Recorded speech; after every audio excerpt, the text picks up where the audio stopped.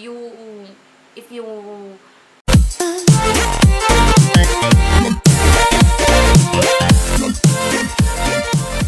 Hey guys, welcome back to my channel again, and today I'm going to share with you guys my February favorites.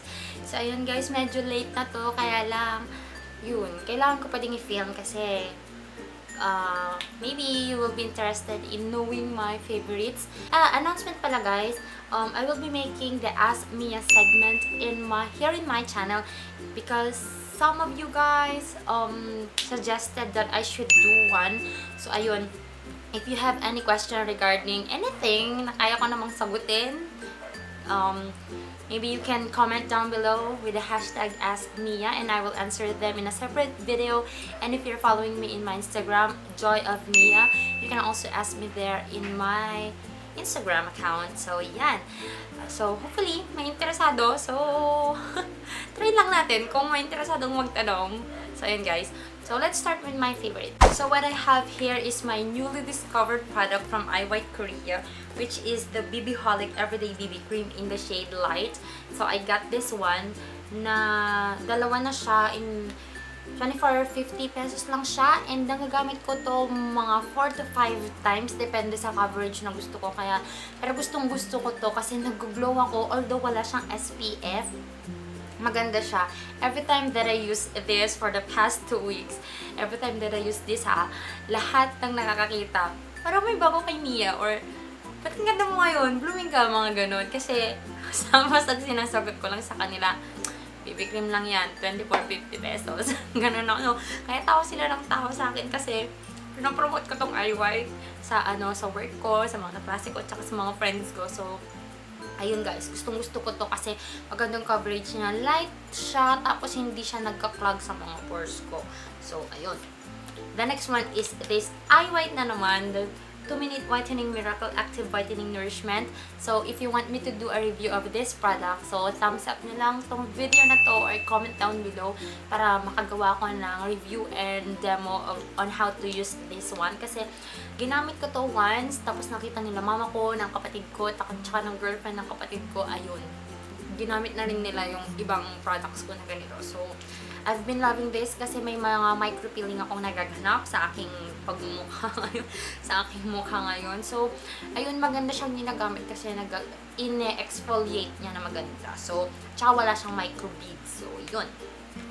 The next one here is this Lancome blush in the shade Blush Subtle Shimmer. So, ito siya guys. Ayan siya. So, parang ito na yung ginagamit kong blush. Nung ginamit ko yung BB cream ko, at saka tong blush na to, konting-konti lang talaga yung nilagay kong blush. Sabi nila, ang blooming mo, tapos parang nagro-rosy cheeks ka. Kasi hindi sila sanay sa akin na lumalabas ako na naka-makeup ako. Naka-makeup lang ako kasi pag nakaharap ako sa YouTube, tsaka pag may mga event talaga akong pinupuntahan, hindi yung everyday na parang moisturizer lang, tsaka powder, okay na ako doon, tsaka kilay. So, ayun.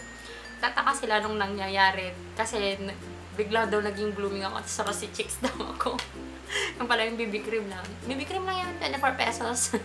Tsaka syempre itong Lancome na subtle shimmer. Binigay lang to sa akin kaya I don't know where you can buy this, but I will try to look the link and I will just put the link down below kung saan kayo pwede kumuha nito. I guess may Lancome naman dito sa Philippines. SM Makati or Glorieta has Lancome, I guess. So, dahil nurse ako, laging maitim yung mata ko, kaya kailangan ko ng something na pwede namang lang ng eye bags ko. So, I have this Quick FX Eye Lift Cream. Maganda siya kasi pinapalamig niya yung under eye ko, so para nare-relax. Tapos, hindi na siya, although hindi niya nalalighten yung dark spots, kaya lang kasi may malamig tayong nilalagay sa mata natin, nalilesen kasi yung pagda-darken niya. So, maganda siya kasi yun, malamig sa mata. So, gustong-gusto ko to. Nilalagay ko pa to kahit night shift ako. And the next one here is this Allue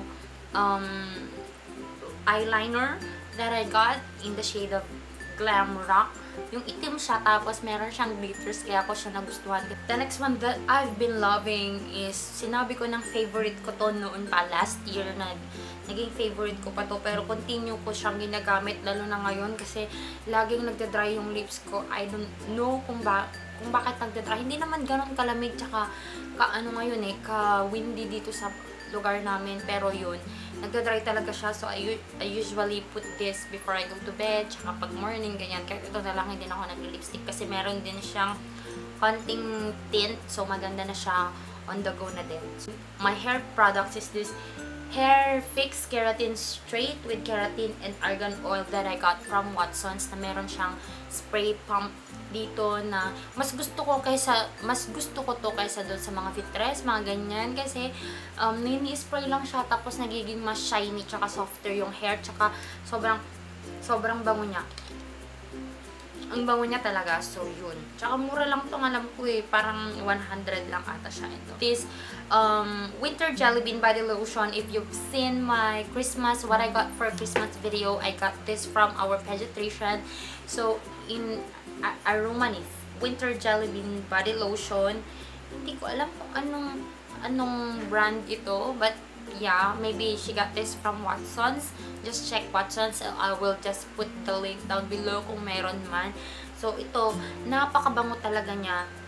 Lagi ko siyang ginagamit. Although, ganyan yung ano niya kasi open siya. Kaya medyo magastos. Medyo magastos sa product. Pero ang bango niya. Tapos, para siyang water-based lang siya. Hindi siya oily, hindi siya malagkit. Tapos, naamoy ko yung pinang-wash ng hands namin sa hospital. Yung ganito din. Ginagamit din ng nurse namin. Yun din pala yung nakuha niya dun sa pediatrician namin na scent. Pero ano siya, parang hand gel, parang ganun. So, yun, gustong-gusto ko to kasi hindi siya malagkit. Newly discovered toothpaste ko naman is this Close-Up Fire Freeze.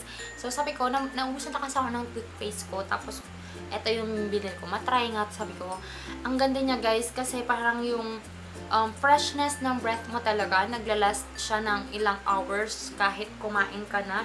Ang ganda-ganda dito kasi yun, parang fresh na fresh. Tapos hindi siya yung masakit sa bunganga kasi yung ibang toothpaste, ang sakit talaga. Tapos yung hindi ko matagalan mag-toothbrush kasi ang sakit na ng buwangan ko dun sa mga toothpaste. So yeah, I got this Close-Up Fire and Freeze. So if you want to try this, try nyo. At kung gusto nyo yung parang naglalast yung freshness of breath ninyo kahit di kayo nagma-mouthwash. Next one here is my favorite green tea, Indonesian tea sencha tradition with this floral taste and aroma. So, parang may flower siya.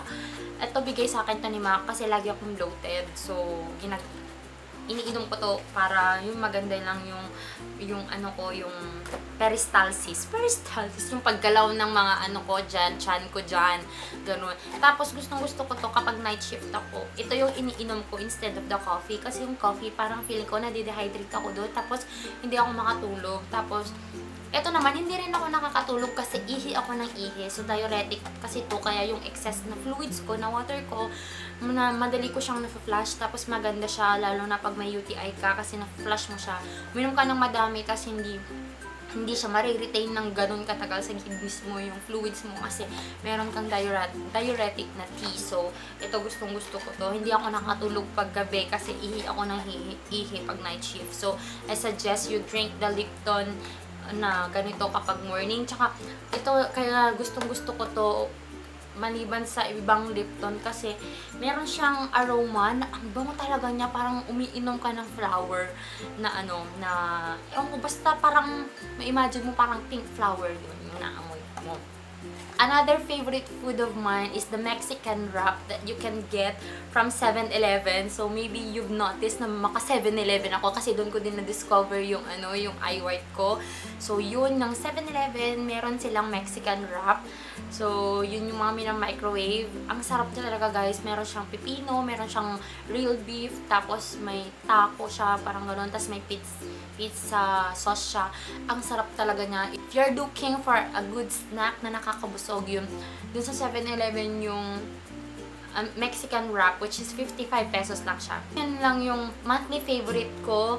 So, if you enjoyed watching this video, please thumbs up and comment down below for any suggestions or kung gusto nyo mag-collab, ganyan. Kasi, na-notice ko, ang dami ng Filipino na ano, na YouTuber. So, hello mga sis na nag-follow sa akin, nag-subscribe. Thank you po sa mga nakapag-subscribe na po. Tsaka kung hindi pa po kayo nakakapag-subscribe, please click the button down below and let's have fun here in this channel, and I'll see you guys in my next video. Bye!